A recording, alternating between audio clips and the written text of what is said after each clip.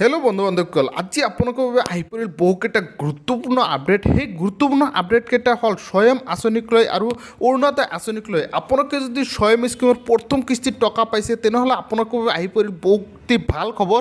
সেই ভাল খবৰটো হ'ল আপোনালোকে দ্বিতীয় কিস্তিৰ যিটো টকা আছে সেই টকাটি আপোনালোকে কেতিয়া পাব সেইটো কথা হিমন্ত বিশ্ব শৰ্মা ডাঙৰীয়াই জনালে। আৰু আপোনালোকে যদি প্ৰথম কিস্তিত টকা পোৱা নাই, আপোনালোকে অলৰেডি আবেদন কৰিছিলে, তেনেহ'লে আপোনালোকে 2021 চনৰ যিটো আবেদন প্ৰক্ৰিয়া সেইটো কেতিয়া আৰম্ভ হ'ব অনলাইনত, তো আপোনালোকে সেইটো কথা জনালে। আৰু আপোনালোকে যদি অলৰেডি 2020 চনত আবেদন কৰিছিলে, আপোনালোকে আকৌ আবেদন কৰিব লাগিব নেকি সেইটো কথা আপোনালোকে এই ভিডিঅ'টোত পাব।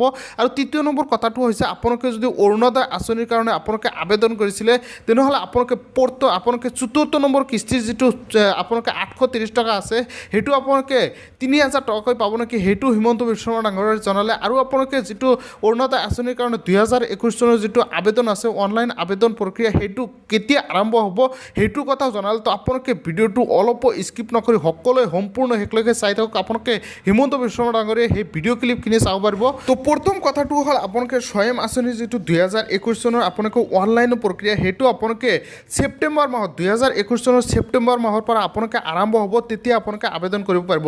কিন্তু ইয়াতে হিমন্ত বিশ্ব শৰ্মা ডাঙৰীয়াই এটা কথা স্পষ্টকৈ কৈ দিছে, আপোনালোকে যদি অলৰেডি 2020 চনত আবেদন কৰিছিলে আপোনালোকে আবেদন কৰাৰ কোনো দৰকাৰ নাই, আপোনালোকে আকৌ আবেদন কৰিব নালাগে। ডাইৰেক্ট আপোনালোকে যিটো 2020 চনত আপোনালোকে আবেদন কৰিছিলে সেইটোৰ জৰিয়তে আপোনালোকে ডাইৰেক্ট পইচাখিনি পাব, আপোনালোকে নতুনকৈ আবেদন কৰাৰ কোনো দৰকাৰ নাই। তো আপোনালোকে সেই ভিডিঅ'টো চাই লওক হিমন্ত বিশ্ব শৰ্মা ডাঙৰীয়াই কি কৈছিল।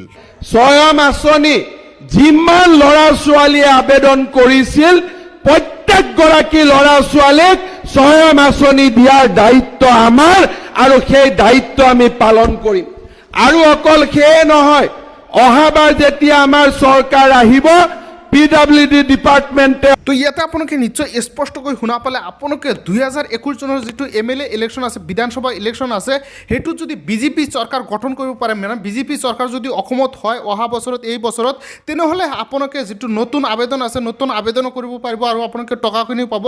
আৰু আপোনালোকে যিসকলে অলৰেডি 30,000 টকা পালে প্ৰথম কিস্তিৰ, আপোনালোকে দ্বিতীয় কিস্তিৰ যিটো 20,000 টকা সেইটো আপোনালোকে পাব।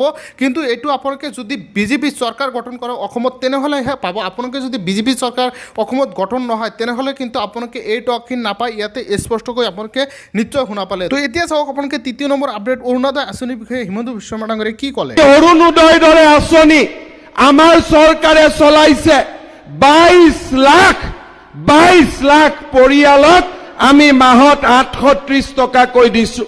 এইবাৰ আমি সংকল্প লৈছো, যিবিলাক দুখীয়া মানুহে এতিয়াও অৰুণোদয় পোৱা নাই প্ৰত্যেকগৰাকী দুখীয়া পৰিয়ালক আমি অৰুণোদয় দিম, আৰু প্ৰতি মাহে 3000 টকালৈকে আমি অৰুণোদয় আঁচনি বৃদ্ধি কৰিম।